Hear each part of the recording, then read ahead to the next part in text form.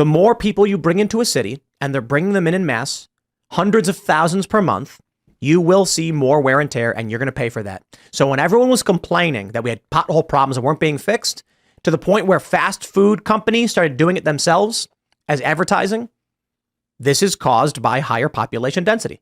That's it. And if you're okay with paying the bills and dealing with the stresses of population density, by all means. But this means there's going to be more crime.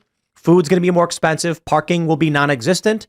It's already very crowded in New York. It's crazy. Well, now just keep adding more people and see how that goes. I mean, also, we know for a fact that they're not willing to pay any of the costs associated with increased migration. They're just okay with people who live in border towns or in states that are being flooded to have to pay those costs. As soon as they get imported into their neighborhoods, they freak out and shoo all of them away. They actually call the National Guard, and we saw that in Martha's Vineyard. Yeah.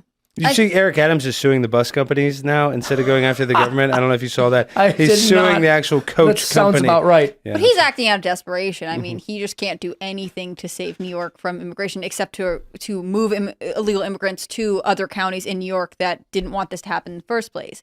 I mean, the reality is that Republicans failed a long time ago by not being more proactive about immigration, and now we're seeing the result of this. And I think part of it is that we have to take it more seriously and not be afraid of the consequences of that. Like the big deterrent for a long time was like, oh, these people need help. Whatever. I can understand a compassionate response to people who are legitimately stressed, but now the whole world knows that you can come to America and say, I am here to claim asylum, and you don't need any credible proof. We'll schedule a hearing way later. There's no evidence of this. I mean, our immigration system makes us weak, and I don't understand why more people wouldn't take that seriously. They want the country to be weak, and that's why they do take it seriously. They're very serious about ensuring the problem gets worse. Yeah, which is crazy. I think this is what's so interesting about the possible impeachment of Alejandro Mayorkas, which is like, he is derelict in duty, right? There are laws in the book that his office has actively fought against enforcing. There have been times that you remember the whipping story, this idea that like it was ridiculous. And the guy was on a horse and it was whipping false. news. They were carrying whips. They were on a horse.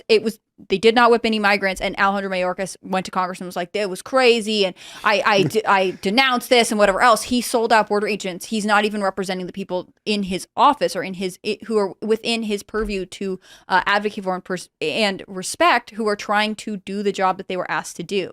I mean, it's a system that's completely designed to fail, and yet the Democrats are going to push for it for longer. I just don't get it at all. Did you see in Brazil, I think in 2024, you have to show that you have $2,000 in your bank account to get a visa to go to Brazil?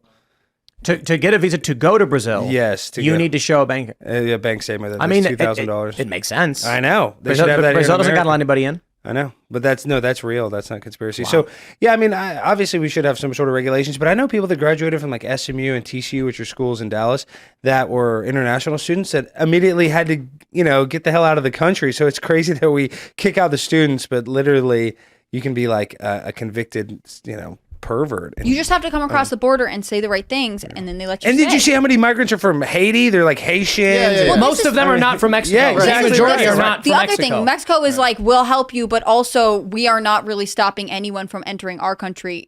Theoretically, with a lot of the stuff, if you're claiming amnesty, you're supposed to stop in the first country. And instead they're like, yep, keep going to America. Sounds great. Fly to Canada, enter through the northern border.